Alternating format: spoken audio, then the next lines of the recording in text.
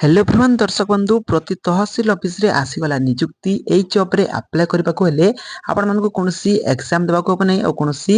फी मध्य देबा को होबनै केवल आपण माने निज मोबाइल माध्यम रे एई जॉब को अप्लाई करि परिबे दरमा 35,000 टंका रहिबो जाकी बहुत भल दरमा रहिछि ओडिसा रो सब जिल्ला रे नियुक्ति रहिछि आवेदन किपरि करिवे ता मते जानिबा वीडियो को लाइक करंतु सब्सक्राइब करनथिले एबे हमर YouTube चैनल को सब्सक्राइब करी बेल आइकन को ऑल बटन रे सेट करंतु तो चलंतु आज वीडियो को स्टार्ट करिबा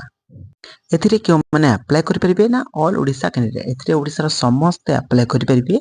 gender both male and female रहिछि एथिरे उभय पुरुष और महिला आवेदन करि परिबे सैलरी 25,000 टंका थारु आरंभ करी 35,000 टंका पर्यंत रहिछि जाकी बहुत भलो दरमा रहिछि जॉब टाइप गवर्नमेंट जॉब रहिबो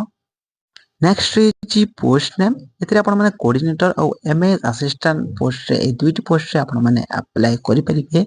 तापर रहिछि एप्लीकेशन फी जनरल ओबीसी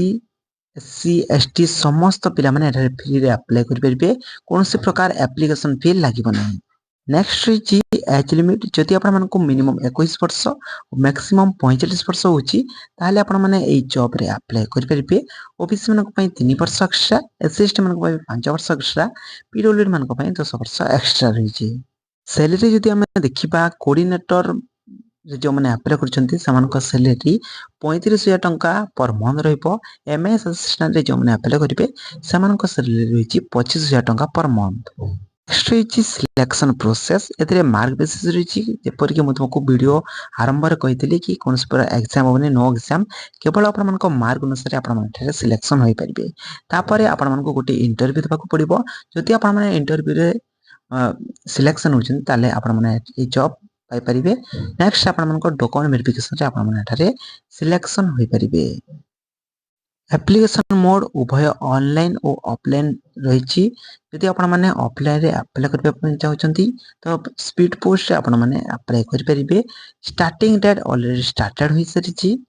ए जॉब रे जो माने अप्लाई करछंती तो समानकर पोस्टिंग टी प्लेस ऑफ पोस्टिंग टी किपर रेबा जानिबा ना जो माने कोऑर्डिनेटर पोस्ट रे अप्लाई करछंती समानकु डिस्ट्रिक्ट लेवल और सब कलेक्टर लेवल रे समाने पोस्टिंग पाई परिबे आ जो माने एमएस असिस्टेंट रे अप्लाई करछंती